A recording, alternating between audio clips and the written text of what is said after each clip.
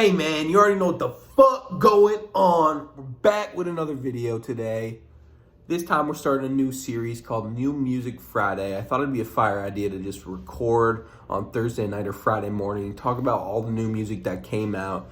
As you know, if you're a music fan, all the new music comes out Thursday at midnight, so technically Friday.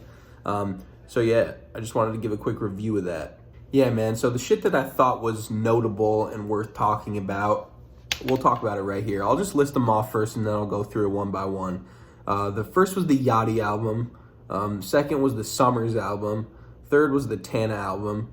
Next we got a single, Zach Bia's first single ever, featuring Don Toliver. Also, the Kid Laroi dropped another single, which is leading up to his new album.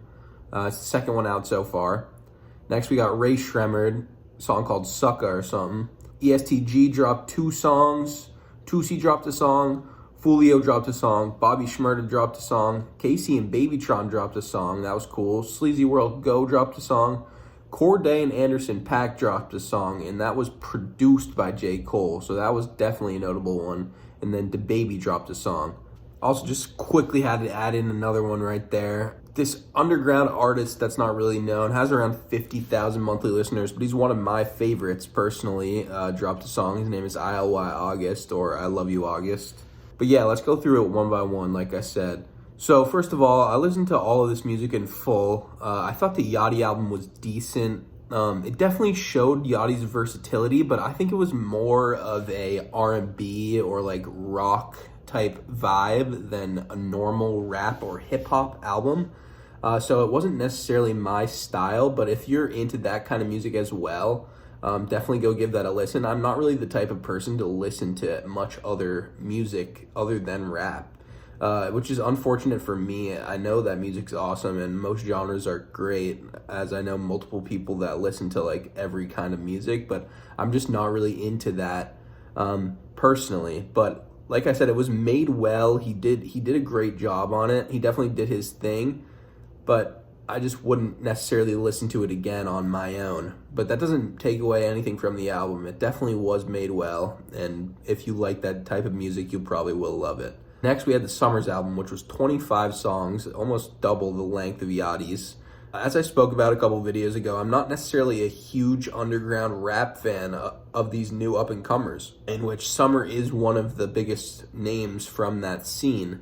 But I did end up adding around 5 songs to my personal playlist from that, which was a surprise. So I did quite like some of the songs, but I would give the album maybe like between a 6 and 7 out of 10. It wasn't anything special in my opinion, but if you're a Summers fan, you'll definitely love it. Whereas I'm a huge Yachty fan, and I didn't even add a single song from that one, so that definitely says something. Next, there was the Tana album, which was much shorter than both of the two. It had 11 songs on it. I didn't like any of them, to be honest. I mean, it's not saying that the album was made poorly, but it's just not my style. I didn't add a single one, but Tana did his thing. The songs weren't made poorly, of course. They were made well. I just didn't personally love any of them. Next, Zach Bia dropped his first song ever. I don't know if you've ever heard of Zach Bia, but he's a very prominent figure in the music scene. He first came to fame when he was 19 years old at his birthday party. He met Fetty Wap at a club in LA, and everything started from there. He sort of got lucky, but he definitely played his cards right.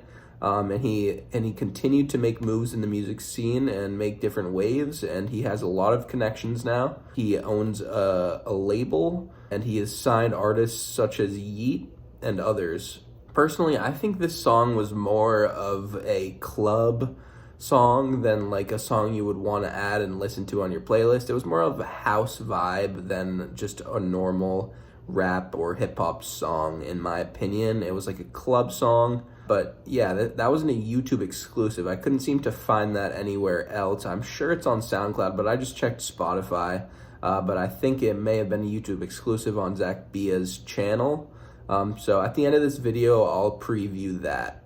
Next, the Kid Laroi dropped a single. It's the second single he's dropped so far leading up to his upcoming album, which should come out in the next few weeks, hopefully. This one was titled Love Again, and it was decent.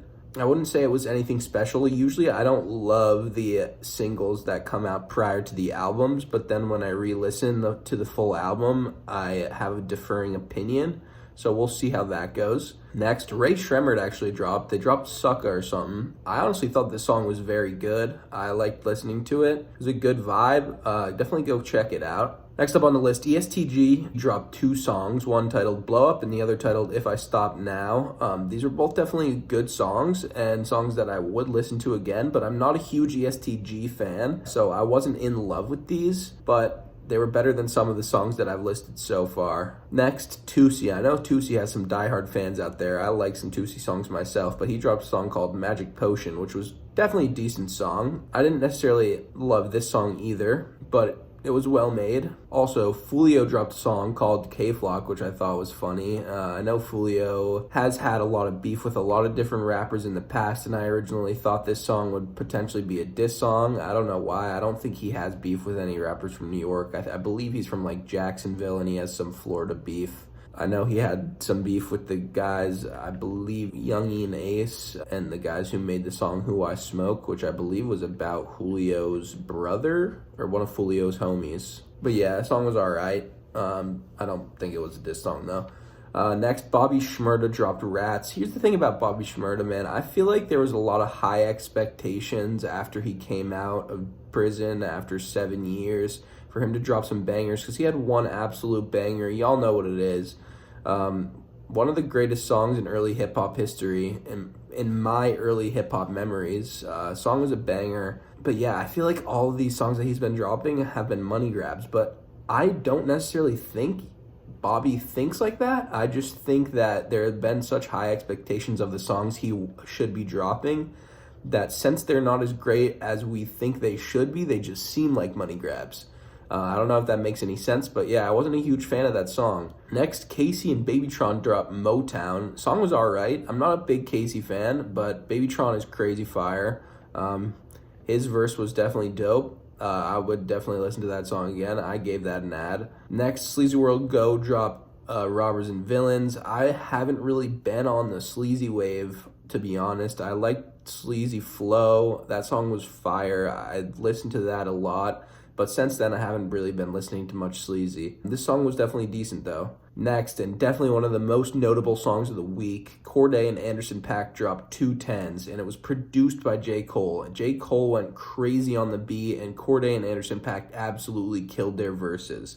It was like that type of style of music where the artists go back and forth with each other. If you think of songs like D to the A with Yachty and T Grizzly, or Yacht Club with Yachty and Juice WRLD, those type of songs where they go back and forth, it was like that. It's just a cool dynamic. I definitely loved that song, added that to the playlist, and we'll be listening to that a lot more. Next, The Baby dropped Jock in 96. Just another classic The Baby song, not nearly as good as his OG stuff, but it was alright. I added it to the playlist. I'll let it go in on shuffle. I won't skip it. Definitely not a skip-worthy song, but definitely nothing of insane noteworthiness either. Finally, a song titled Red Light by ILY August. ILY August is a super underground rapper. He has around 50,000 monthly listeners on Spotify, but he's definitely one of my upcoming favorites. I've been listening to his songs since early last year. He has a couple bangers that are great, including Composure,